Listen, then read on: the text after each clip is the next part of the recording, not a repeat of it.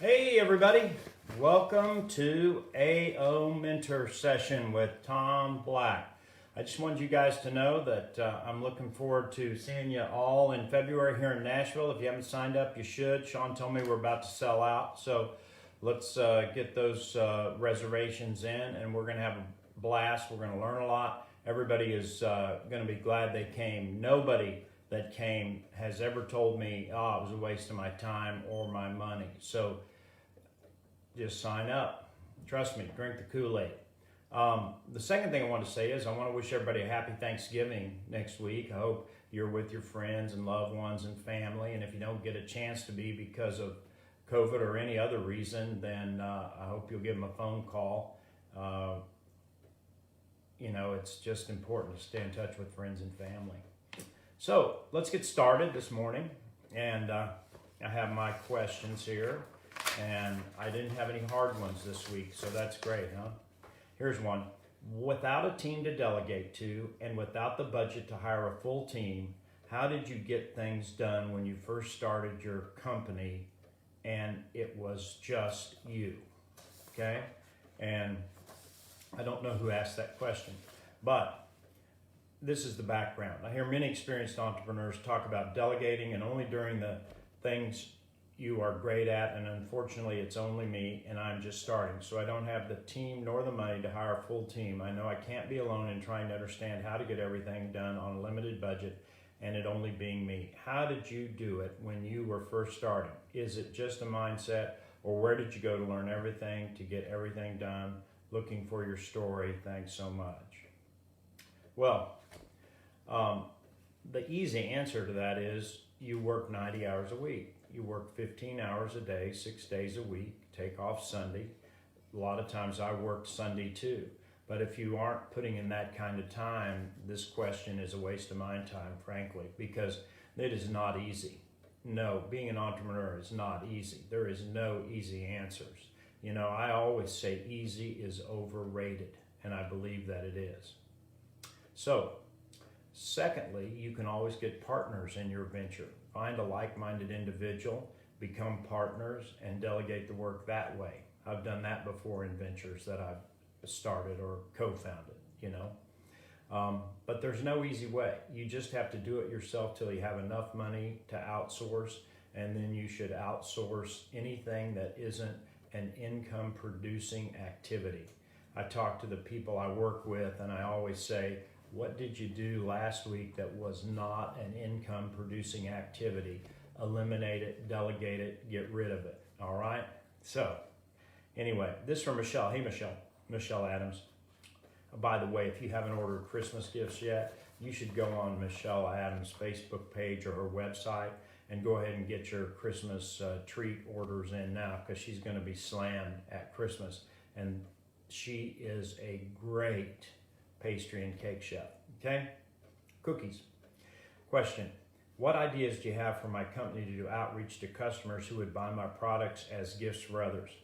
The description: I own the Sugar Path, a dessert business that is retail and e-commerce shops. We ship cake jars and cookies nationwide.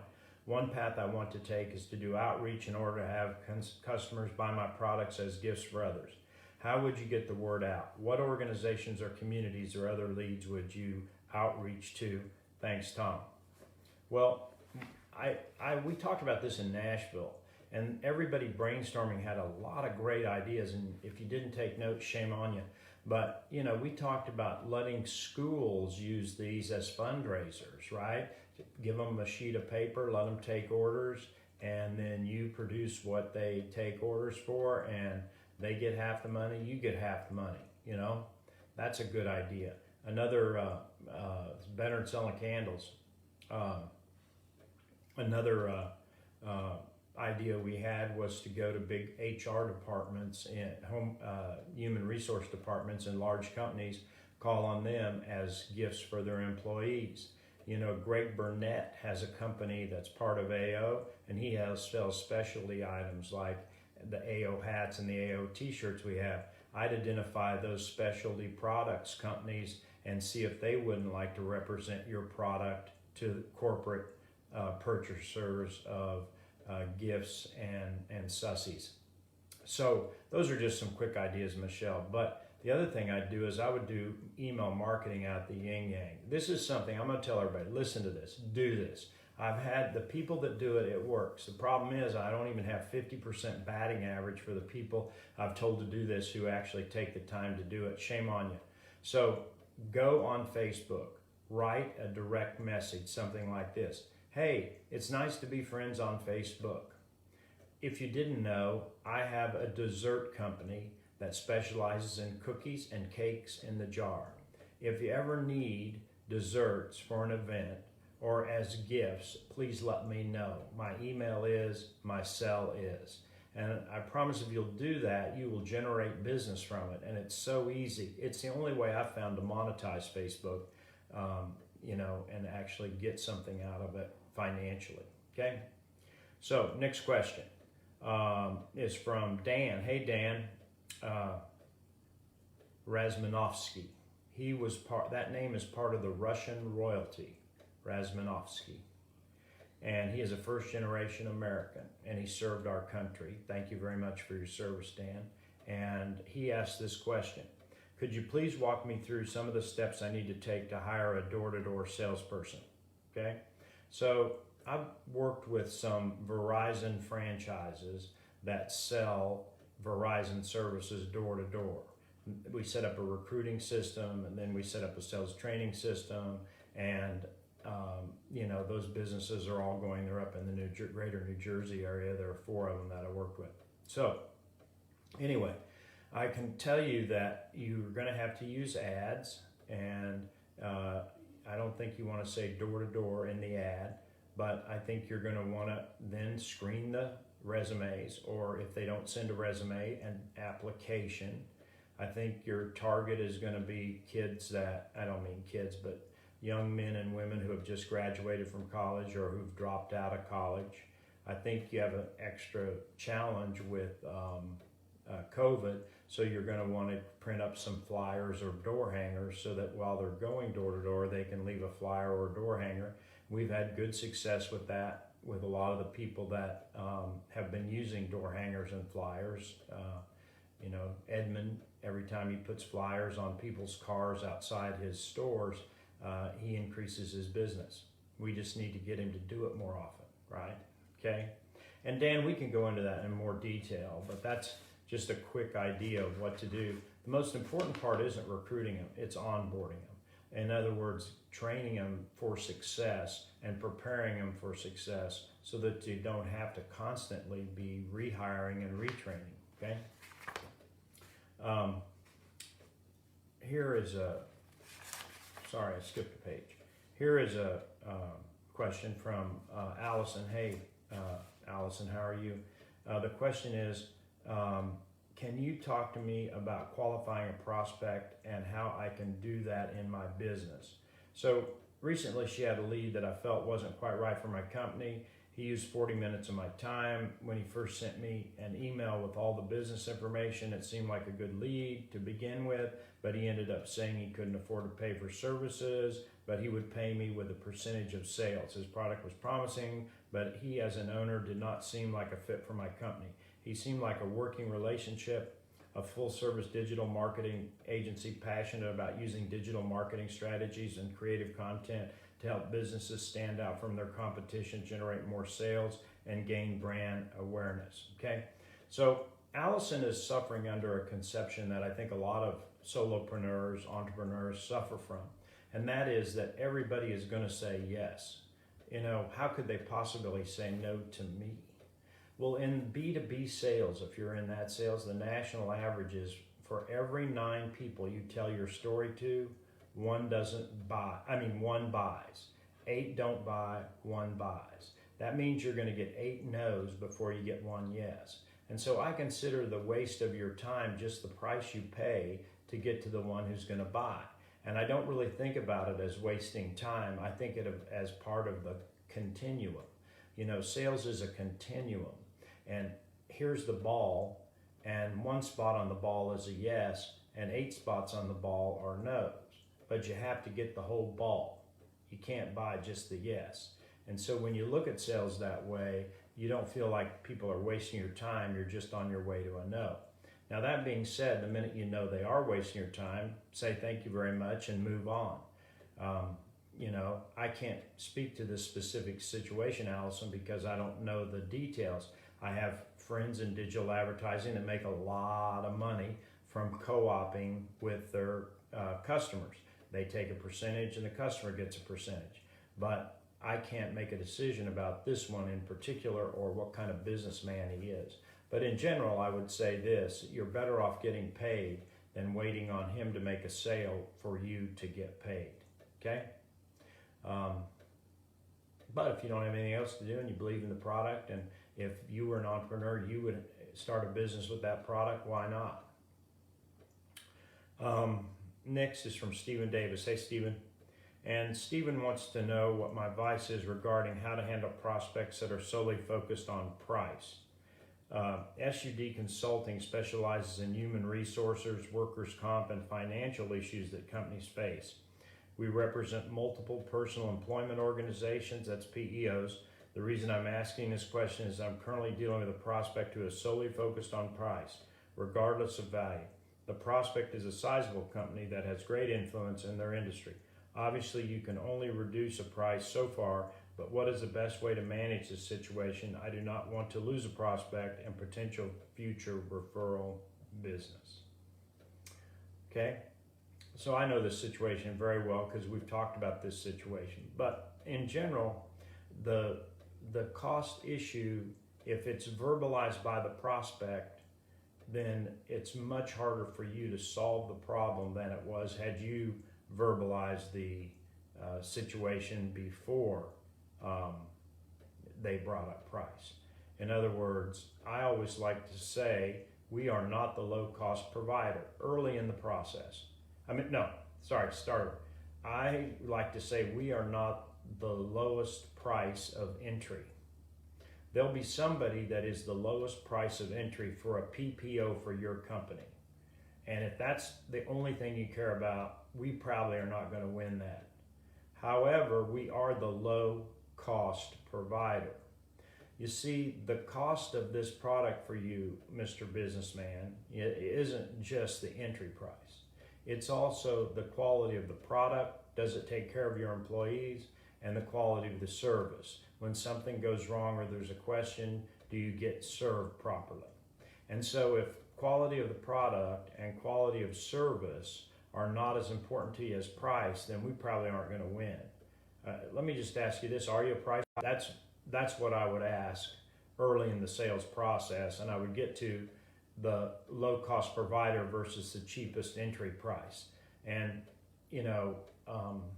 if you can get there, you'll have a lot more chance of success. There'll still be price buyers, Stephen. I mean, there's still going to be people that you can't convince, but you have to make that pitch early in the sales process, or you're probably doomed, because he wants a quote. I want a quote. Give me a quote. I need a quote. Please give me a quote. I'll give you a quote, but we're not going to be the lowest. So should I give you a quote anyway?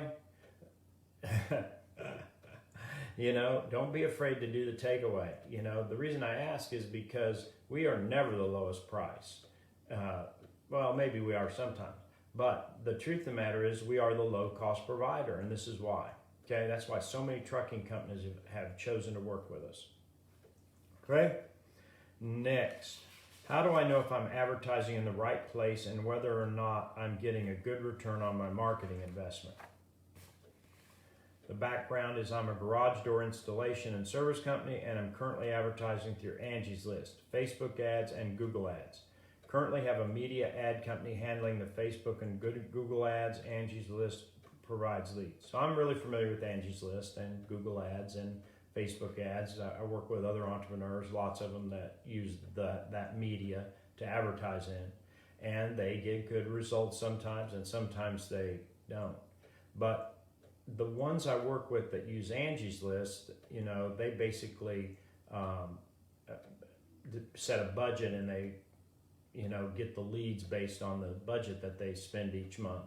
So then once they get the leads, it's up to you to close the deal. We're going to talk more about that, Michael. Even today we're going to talk about that. But anyway, I think the only way you can judge whether your advertising works or not is by the results you get. So if you get 10 leads from Angie's List, that sounds pretty good for $200. You know, if it's $2,000, you may have to evaluate it. You know, Google Ads is you pay to play, and so if you are converting a lot of those Google ad clicks, then that's great. So anyway, the point I'm trying to make is you have to decide that there's no formula, and it's all based on results, right? And if you're not getting results, don't advertise there.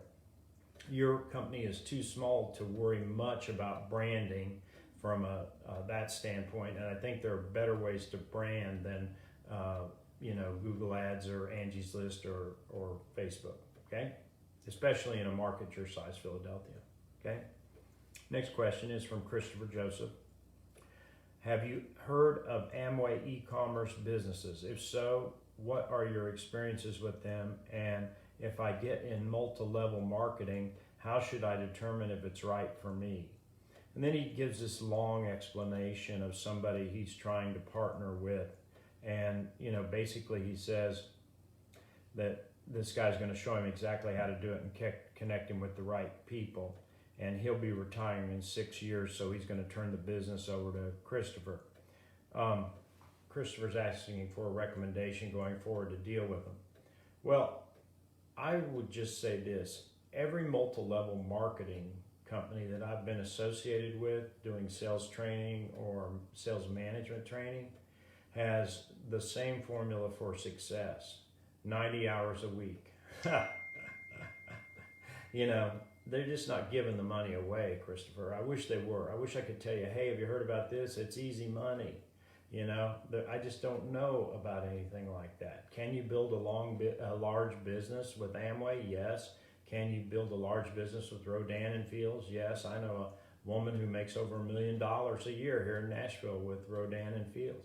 And so there are plenty of opportunities in these multi-level marketing companies for you to get rich. However, you have to go to work, and there's no easy way around it. This guy make it easier for you? Maybe, but you're still going to have to put in the time. And so you have to ask yourself, is this where I want to trade my time for purchasing power? Or is there a better place I can trade my time for purchasing power? Okay? So good luck with that decision, and good luck with whatever you decide to do. Michael Reyes. Hi, Michael. What is the key to finding and keeping employees? We wash cars. It's not hard work or long work. It's quite fun and freeing, but it's hard to find people who are willing to commit to a full-time position, even with great pay. At the car wash. Yeah, I remember that from the 80s pop. Anyway, let's talk a minute about recruiting. How are you recruiting? Are you recruiting friends? Probably not a good idea. Have you got a sign up in your car wash saying we need people? Better idea. Are you running ads or posting on Facebook? Better idea. But anyway, the question is, how do you recruit the people? And then the next question is onboarding. How do you onboard them? Okay, they say, I'll do it. And then after they do it for a few weeks, they go, I don't like this, and my friends make fun of me because I wash cars. And so you have to prepare them for all that beforehand. And you have to prepare them for the fact that this is not a glamorous job, but it pays well and has flexible hours. And, you make people feel good when you do the job. Okay? Does everybody make sense to everybody? Retention is a function of loyalty. So if the person believes that you are helping him become a better person, either financially or intellectually, spiritually, if that person believes that you are contributing to the forward advancement of their life or their survival, then they'll stick around. But they won't if they don't feel that way. And we know, it doesn't matter what the job is, we know that 60% of every employee out there today is willing to look at another opportunity. That means only 40% of the people, that includes the CFOs, the CEOs, everybody, 60% are willing to walk for a better opportunity. So retention then becomes a function of how well you deal with the people you work with and how much they feel like they're getting from the job in addition to the pay. But we can talk about it sometime if you're going to contact me through Shawn. All right. Those are all my questions for today. Those are some good questions, guys. Keep the cards and letters coming. And I will, for those of you I don't talk to every week, I will see you next month. Bye.